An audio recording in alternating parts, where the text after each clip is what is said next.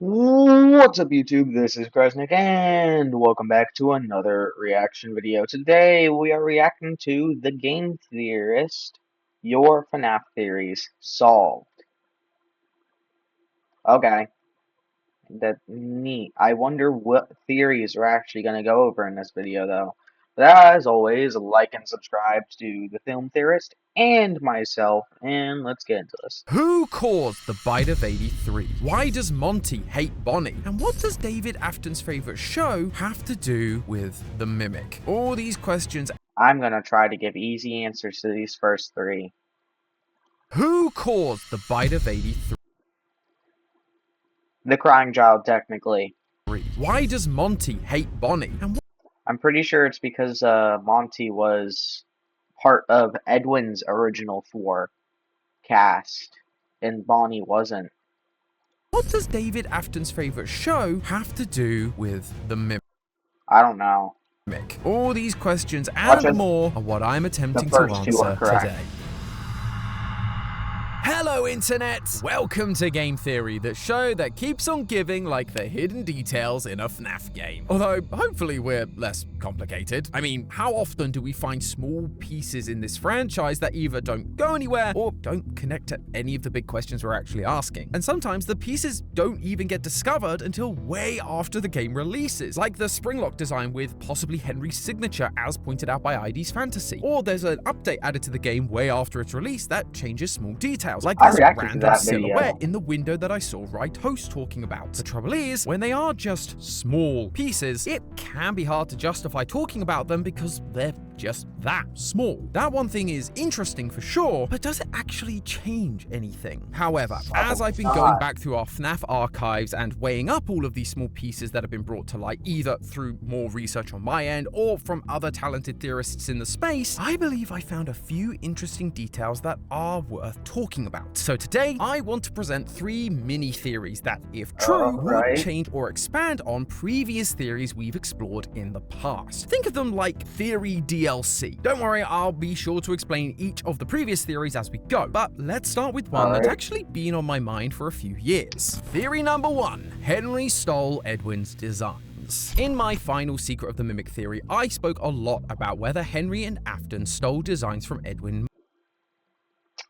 Well, I'm pretty sure Freddy and Bonnie were their only original ones, but they probably bought Foxy. And then probably bought Chica from another company, probably Chica's Party World. Murray. I basically settled on the idea that the answer was kinda yes, although there was a chance that Henry did actually collaborate on some things with Edwin, and he definitely was designing some stuff himself, as he was the one changing the designs from Edwin. I got the change order from Hen last night. But after that video in our live talkback, ID brought to my attention their video and the blueprint that, unlike all the others we see in Murray's costume manor, didn't have the MCM logo on it, but instead a signature that looks like it could be Henry's, adding credence to the fact that Henry was making stuff. She also has a really cool explanation for Henry's Prisons of My Making line, while also keeping the FNAF 1 animatronics as Edwin's designs like we see in the basement. Basically suggesting that Henry saw those designs, upgraded them to make the Endo 02s, and then put them in the shells that Edwin had been making for the classic animatronics, which is why in Into the Pit, which takes place in 1985, we see classic Freddy and the gang, but with Endo 02s inside them. It's a very cool video and I highly recommend you watch it, but proving that Henry was definitely designing stuff got me thinking about what else we've attributed to him in the past. You see, over the years we've focused a lot on Henry's design philosophy when it comes to animatronics. ID's theory would align with previous theories we've had about the Wizards definitely being early Henry designs, where we focused on aspects like the jaws to make that connection. The Wizard animatronics have 2 types of jaws, a classic hinge and a separated mouth and head connected by piston-like bars. Now, the reason we felt like this could be attributed to Henry was because of the other times this design comes up in the franchise, namely FNAF 6. In that game, we're introduced to Lefty, a Freddy-like character designed specifically to capture the puppet. Henry tells us in the tapes that, "You have all been called here." And so, with Lefty having the puppet inside, now being dragged back against its will, it stands to reason that Lefty was made by Henry. And wouldn't you know it, it too has the the same piston-like jaw mechanism. We then see this repeated in other animatronics that connect to Lefty, the Rockstar animatronics, and we see it with the rudimentary, mediocre melodies. Now, for the longest time, even though you buy the mediocre melodies from a third party in the game, we theorized that these were actually shell companies for Henry to make his scheme happen. And thanks to stories like the Puppet Carver that also include rudimentary animatronics for a banjo-playing pig and a frog, we felt like we were being shown that Henry was the creator of the mediocres and that they were some of his first, hence the battery packs they needed to operate. However, this is where Secret of the Mimic comes in and completely upends the idea, like it did with so many other theories. Because in this game, we see original designs for these characters like a frog, a pig, an elephant, and a hippo. So again, the initial characters feel like they were Edwin's. But the big issue is this message right here. Quote, "Me and Stan are out of here. It's time to jump ship before things get ugly. I have a bunch of Fiona's character patterns and Stan is taking what he can. Join us. With everything we know about the restaurant project, we can start our own machine shop." So again, doubling down on the fact that these designs were originally part of Murray's. But the real important part is the name that's mentioned, Stan. That might not mean anything to you. It's a pretty generic name, to be honest, but it has shown up in this franchise once before, in FNAF 6. The company you buy the mediocre melodies from is called Stan's Budget Tech. This guy and his friend left MCM, stole Fiona's designs, and then started a robot shop, which we then buy from in FNAF 6. That's why in the character encyclopedia, Ned Bear's entry questions whether he was altered from Freddy Fazbear, quote, "to avoid copyright issues. It was originally a Freddy that Stan stole from the company and made his own, only to sell it back to Fazbear years later." The most frustrating part about this isn't the fact that Henry didn't make the mediocre melodies. I've made my peace with that. It's that we used to be able to use these animatronic designs to distinguish who made them. And now it feels like this is just how people make animatronics, and they can be anyone's. Are the Rockstars actually Henry's, or is that another real company where he then took an old Rockstar Freddy and turned him into Lefty? It just means we're back to square one with knowing who made what exactly. Well, kinda. See, there is one more animatronic that uses this design that I've not mentioned, one that we've also attributed to Henry in the past, and one that came before all of these other designs, Fredbear. In the FNAF 4 minigames, we see multiple versions of Fredbear at the diner location, some being worn by staff, others are in animatronic mode. However, if we take a look at the iconic one that ends up crunching down on one David Afton, what do you notice? That same piston-like jaw design. But every Golden Freddy or Fredbear we've seen in this franchise up until this point hasn't had that design detail. They all have designs more similar to Freddy or Withered Freddy, hinged or attached jaws, not pistons. But do you know where we do see a piston-based jaw design for Fredbear? Down in the basement of MCM. This version of Fredbear has a prototype label on the back of its head, implying that this is one of the designs Well, that's just because Edwin's the one who made the Springlock suits. Henry didn't build those. Edwin built all the Springlock suits.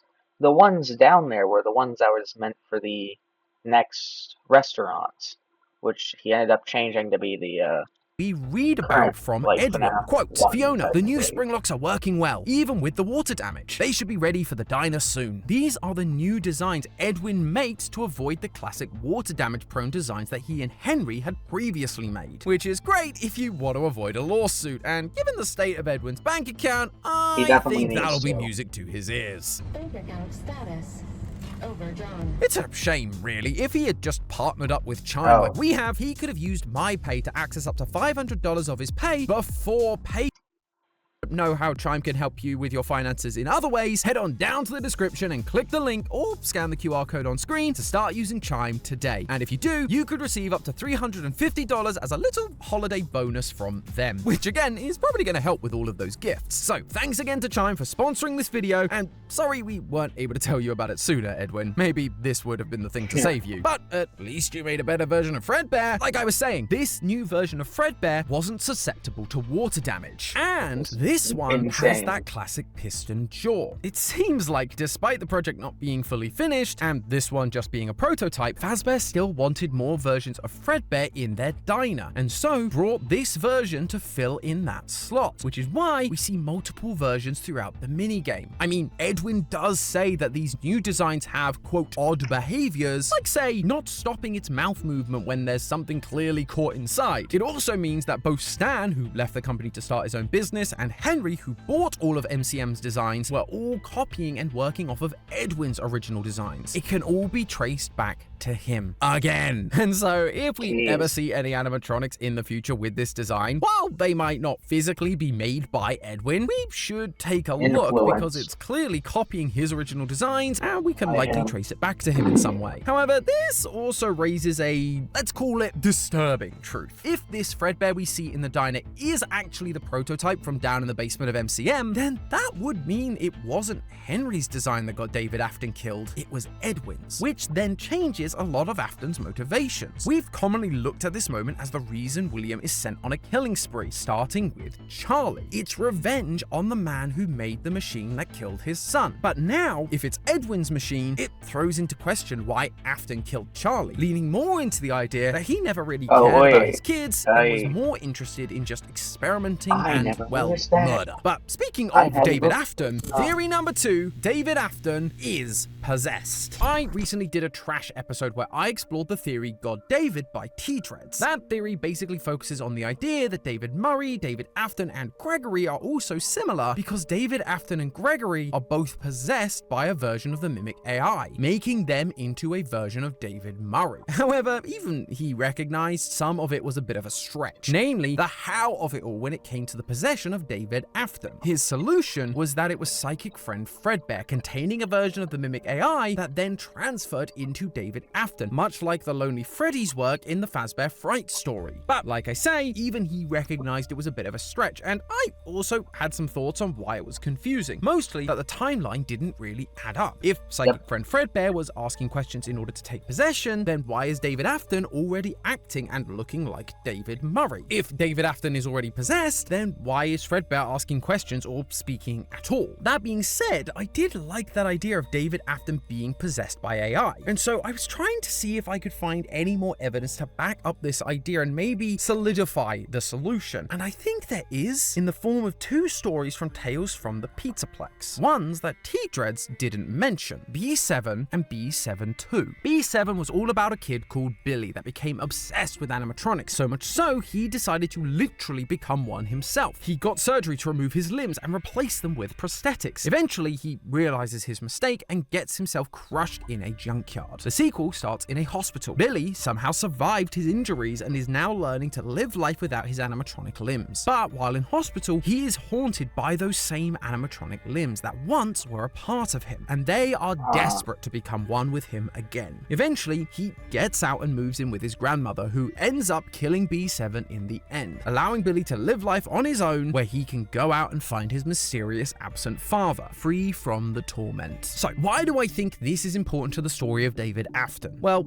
in my mind, for Scott to go back and tell more of a character's story implies there is more to this character and his story than we may have first thought. He's actively trying to draw our attention to it, and as I looked back over it, there are a few details that stood out to me that begin to connect the dots. Firstly, Grandma's house. Throughout this story, Billy is learning what it means to be a human after years of believing he's an animatronic, and so he's very detailed in his descriptions of things. But there are 2 details that keep popping up over and over again: flowers and a grandfather clock. Quote, Grandma's house was surrounded by several flower beds. The room's yellow walls were covered in paintings and photographs of flowers. In the corner of the living room, a heavily carved wood grandfather clock guarded the space. A big brass pendulum attached to a long metal rod swung back and forth inside the clock. Billy and his grandmother watched the grandfather clock's pendulum swing back and forth. There are a lot more examples, but you get the idea. Flowers and grandfather clocks are repeatedly pointed out, despite having little to no effect on the story. So my theorist brain goes, they keep mentioning it, why are they important? Well, when I see grandfather clock, I immediately think back to the old FNAF 4 house and dream theory. The grandfather clock was instrumental to those theories, and it's the only time we've ever seen a grandfather clock like this. And what else do we see around the FNAF 4 house? Several flower beds and pictures of flowers on the wall. Separate from grandmother's house, we're also following the idea of a robot wanting to join with a human to become its true self. And in God David, T-Dreads is theorizing that a version of the Mimic program is trying to merge with David Afton in order to become its true self again, David Murray. We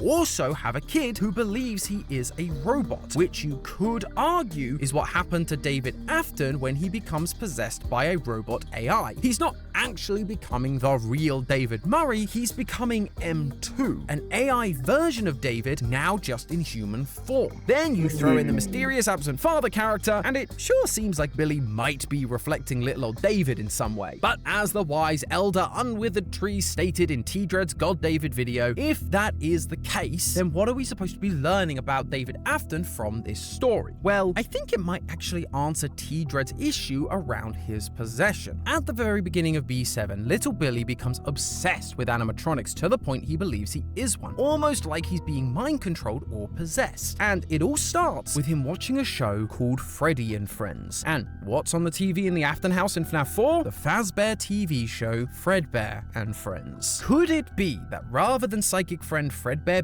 being the way the Mimic possessed David Afton, instead it was the TV? That would leave psychic friend Fredbear to keep the role he's always had, being a way for Afton to spy on his kid, maybe even check in and ask questions to make sure the possession was successful, but still allow for the possession of David Afton by the Mimic program like T-Dreads originally theorized. It's a huge stretch, I admit, but so was the Lonely Freddy idea in the first place, so I do think it's worth thinking about this kind of symbolism between characters. And speaking of, theory number 3, the Monty and Bonnie feud solved. Since Security Breach, it's been a some kind of beef going on between Monty and Bonnie. In Security Breach itself, we got Fazwatch messages showing us Glamrock Bonnie's strange movements around the Pizzaplex, which eventually led him to Monty Golf, and he was never seen again. In the interactive novel VIP, we find the Bonnie go-kart has been sabotaged with Monty mix, and if you throw a packet of Bonnie branded candy at Monty, he stomps on it in a rage once he notices it's Bonnie's. And it all comes to a head in Ruin when we find Glamrock Bonnie completely, well, ruined, with green and purple paint across his broken chest, just like Monty's claws. Now, this whole thing has been massively debated in the community. Did Monty do it? Was he framed? Why would Monty hate Bonnie at all? Well, I think we can finally put this mystery to rest, and it's all because of symbolism. FNAF lore has always been complicated, and so over the years, instead of just relying on the physical evidence in front of us, we've tried to use methods like symbolism to help explain previously unexplainable situations. One of the examples we tend to use a lot is that Henry is associated with Freddy and Afton with Bonnie. They used to wear those costumes at the start of the franchise, like at Fredbear's Family Diner, and so anytime we see Freddy and Bonnie, we should be checking for some kind of symbolic double meaning about William and Henry. When Secret of the Mimic came out, the idea went a level deeper. We were introduced to the characters of Edwin and Fiona, and the fact that they were the original creators of the characters Chica and Foxy. Suddenly, we had our core 4 rounded up. We've got a female chicken designed by Fiona, a woman who was the first major death in the franchise. I was the first. I have seen everything. And we have a male tattered fox who was part of Edwin's big TV show idea. Realizing this, I was excited to dive into what that symbolism could mean for other parts of the franchise. That was until I saw this video by Gibby's Horror Homestead. The video is mostly talking about my theory as to whether Old Man Consequences is actually Edwin Murray in some way, which I have to say is awesome to see. Again, solving FNAF requires collaboration. But during that video, he points out that in the basement Proto Freddy's and in the storybook during the secret ending, it's not just 4 characters, it's 6. They add Bub and Monty to the mix. Gibby then suggests that while Edwin could be Foxy, it's equally likely it could be Monty, with Bub and Foxy representing other characters we may not fully know about. And when I heard that, I realized how much sense it made. Monty is all over MCM, but Monty rather than the hates violent rock star Bonnie we know from Security because Breach, Edwin's he's, for lack designs of a and better everything term, was a stolen chill by Afton. hillbilly croc. Hillbilly is historically a derogatory stereotype used for people who live in rural mountainous areas of the US and are often associated with being poor and unsophisticated. And now, this is going to come off as a very strange segue, but hear me out. Let's take a look at Edwin. As Arnold drives to MCM, there is nothing else around. Edwin lives on a hill in what feels like the middle of nowhere. He's isolated. He's also broke, especially by the time he ends up working on the Proto Freddy's in the basement. Bank account status.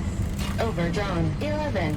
Loan payments are past due. And his designs or approach to animatronics and business is generally rushed, prone to failure, or you could say unsophisticated, especially when you compare it to Afton and his very successful business. To be clear, I am not saying that Edwin is literally a hillbilly, but some of those traits do translate symbolically to what we see from Edwin, making Monty a pretty good symbolic stand-in. He's also made by Edwin, which feels like an important part of the symbolic attachment idea, and to top it all off, his inclusion matches Edwin's inclusion in the franchise. When we look at someone like Fiona being Chica, Fiona may have died in Security Breach, but M1 takes on her identity, and M1 is present underneath the Pizzaplex and all of the FNAF locations probably, just like Chica is present in all the games. But now look at Monty. Monty is part of the Proto Freddy's at the start of the franchise, only to disappear and then suddenly show up again in Security Breach, which feels just like Edwin's part in the story. He was part of the early days of Freddy's, gets removed from the story both by Fazbear and literally by Scott, and then becomes relevant again in the modern day with Security Breach thanks to the Mimic storyline. This could mean that Edwin isn't dead and is gonna show up again to stop the Mimic. Or it might mean I was right all along and Edwin is Old Man Consequences, and his association with Monty is why he appears with a crocodile head in Ultimate Custom Night and FNAF World. But regardless of how he's showing up, the idea that Monty symbolically represents Edwin finally explains the Monty and Bonnie feud. In The Storyteller from Tales from the Pizzaplex, we learn that the M1 program is put in charge of the Pizzaplex, literally connected to everything, and is responsible for creating new stories for these characters. Suddenly, they begin acting up, and I believe this is what we're seeing in Security Breach. An AI can't create stories. It's going to be remixing stuff from what it's seen and learnt. Throughout Secret of the Mimic, Edwin shows disdain for Afton and Fazbear. Someone told them about M2.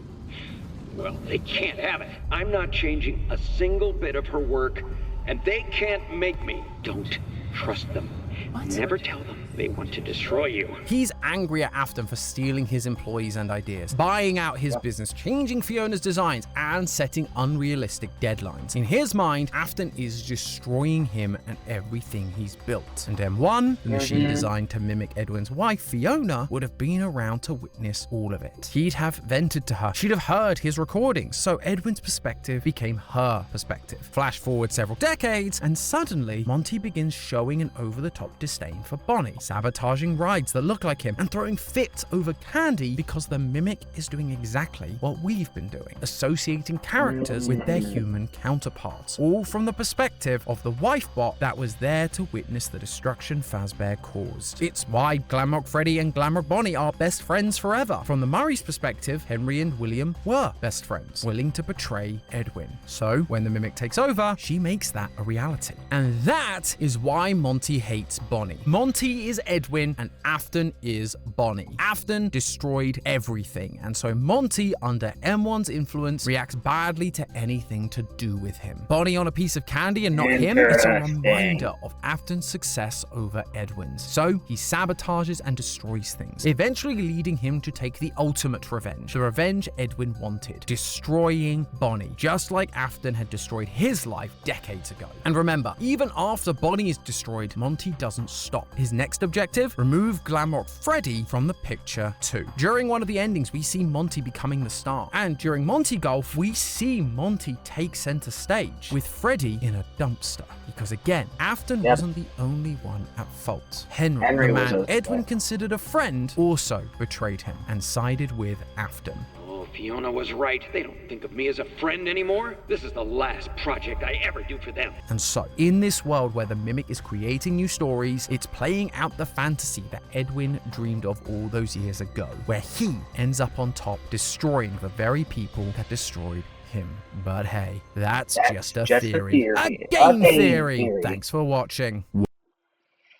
That is interesting, especially with Edwin being Monty. Because then it does make me wonder who is going to represent Foxy. Because he is the only one of the core four left that doesn't have a counterpart, which is strange. But as always, like and subscribe to the Game Theorists and myself, and I will see you next time. Goodbye.